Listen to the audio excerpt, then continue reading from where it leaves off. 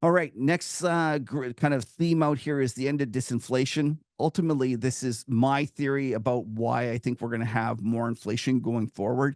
And it really comes down to monetary versus fiscal. And one of the things I would like to start off with is this chart of the Fed funds. And in 1982, we had a lot of inflation. And what happened was Volcker cranked rates and created the situation where he stopped inflation in its tracks. In doing so, he raised rates to 14, percent at the front end.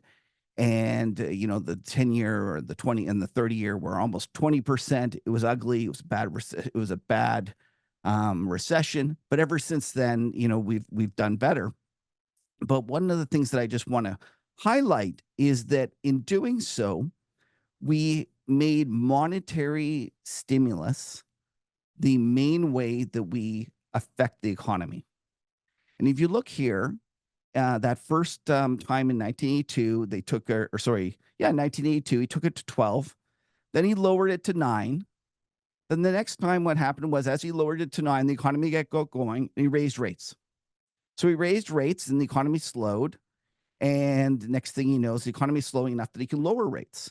Now, as he lowers rates, people are taking more debt.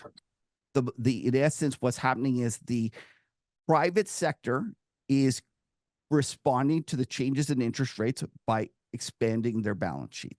And this is the private sector money creation. You go out and buy a house, you go buy a car, whatever like that. That is how the government is actually, or the Federal Reserve is affecting the economy.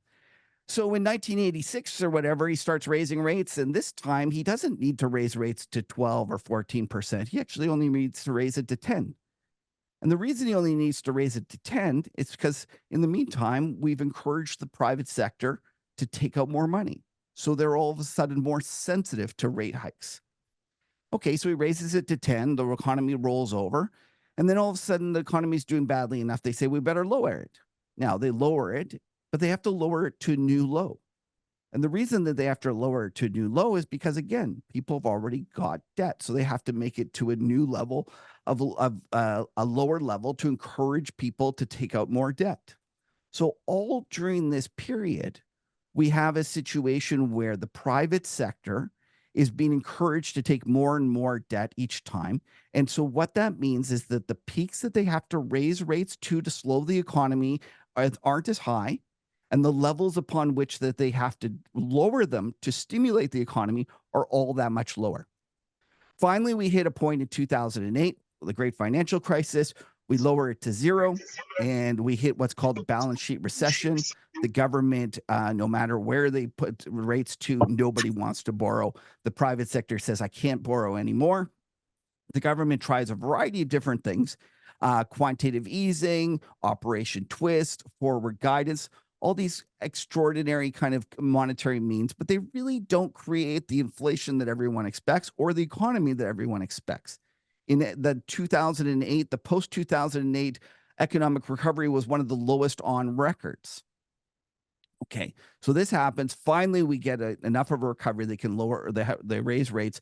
Again, they can only raise rates to 2% before the economy rolls over. Economy rolls over, then COVID hits. Now, this is the moment when everything changes.